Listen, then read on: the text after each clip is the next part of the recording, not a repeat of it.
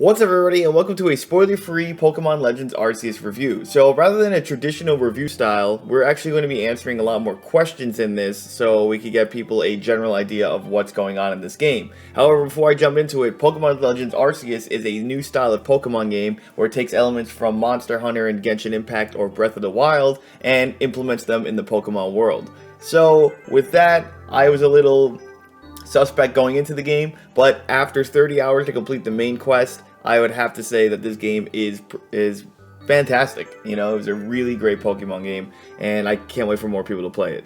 So, first question I saw was, is this game open world? Well, that's a yes and no question. The game is more of a sandbox open world, as you go to your hub town, aka Jubilife Village, and then you choose to which open world area you want to go to. Now, the open world areas are pretty massive, and you actually can't explore all of it at once. You could start doing it in post-game when you unlock the rest of the Pokemon on how to travel throughout the land or traverse throughout the land. However, it is open world, but it's not. You cannot freely go to any major area. You just have to come back to the hometown, and then you can go to that next major area. The second most common question I saw, are there shinies? Yes, there are shinies throughout the game. It is said that you will get them more in an outbreak when a lot of the same Pokemon are in the same area. The game will let you know. However, your very first shiny is a Ponyta, and it is free.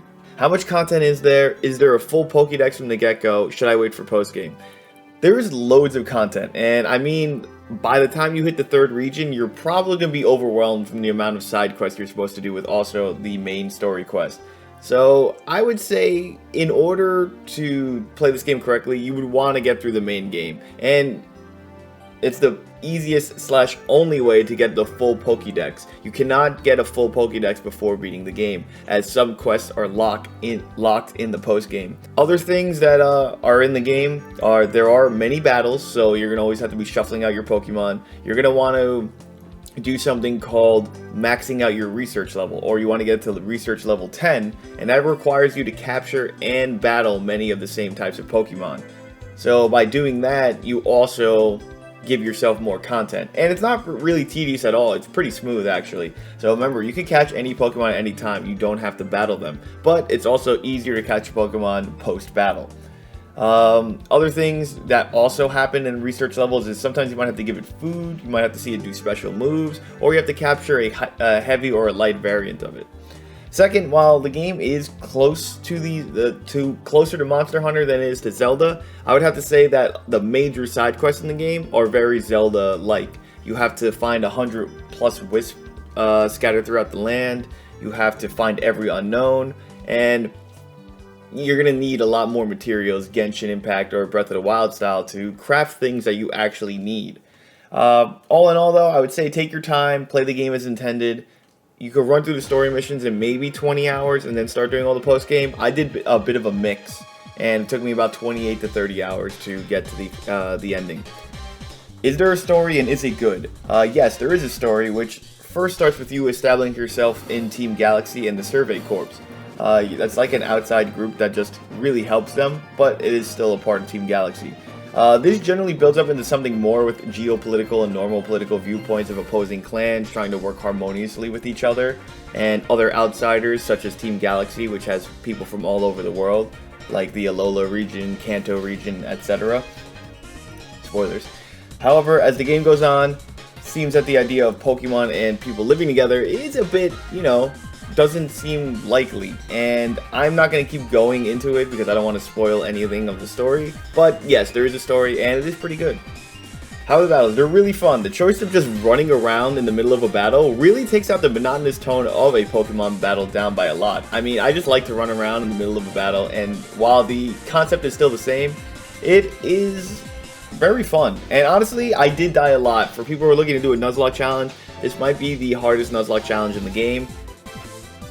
There's level scaling.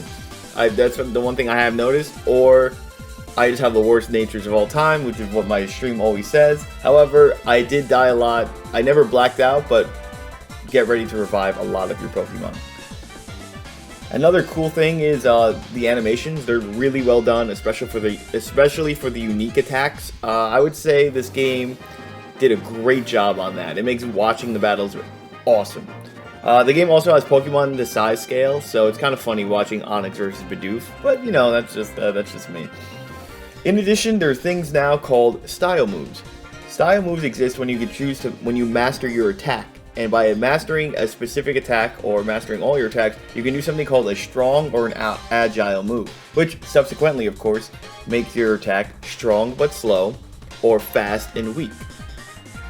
Did I say or slow? Strong and slow, sorry, or fast and weak. These are really cool and require your Pokemon to master moves, so you're going to have to do it more and level up with them. In addition, moves are never forgotten in this game. You can actually just replace them at any time. They're kind of like equipment for a Pokemon. You cannot hold any items, however, you can always switch out what moves you want to do. So if you have a Gyarados with Hyper Beam, or let's just say you have Dragonite who doesn't exist in this game, and you're like, man, I still want him to do Tackle like he was at Dratini, you can always re-equip that. Lastly, they also added a Final Fantasy 12/Bravely default moves list, aka if you press Y during a battle, you know when your Pokemon's going to battle and when the opposing Pokemon's going to attack. Now, the one bad thing about battling here is that you have to fight multiple Pokemon, but you can't summon multiple Pokemon, which doesn't really make any sense, but yeah, there's no AoE attacks anymore like Blizzard or Waterfall, so you actually have to fight every Pokemon 1v1v1, but opposing Pokemon can 3v1 you while you only attack one.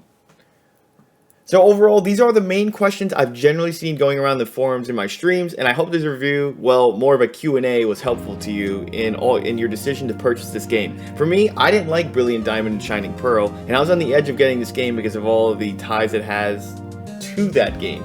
However, I can say, also, I think BDSP is pretty overrated. But, you know, you guys could come after me and say Platinum's better. I'm just saying Gen 4 is overrated. However, I can safely say this game rocks, and most of those character matters, like if you don't know anything about Gen 4 stuff, doesn't really matter as much. This game, I would give an 8.5 out of 10. There are some hiccups in quality of life things, such as your limited inventory, which is one of the reasons why I hate Breath of the Wild, and I like Genshin Impact more. And Pokemon Legends Arceus, I would actually say it's worse than Breath of the Wild for its limited inventory. It's very small, and then the only way to upgrade it is you have to keep talking to a guy who you have to do it one by one by one. Like, you only get one slot as you keep talking and talking to him. It's a bit ridiculous. They probably will patch that or something. Other than that, I would say there's a lot to take in when you first get in the game. Like, there's these grid stands, there's this battle move area. I mean, the town is very small, but there's so much to do. And honestly, that's not a bad thing. I really think people are going to enjoy this game, and I think this is the future of Pokemon. I honestly think Pokemon Legends might be the way we start seeing Pokemon from now on. However, like I said, do your exploring, find out what you like, and really, you're going to like the game. So I hope you guys all enjoyed. Don't forget to comment, like, share, subscribe. Let me know if you're getting it, if your mind changed, you're going to pre-order it, or you're just going to wait a little while until you get it. Thank you guys, and peace, homies.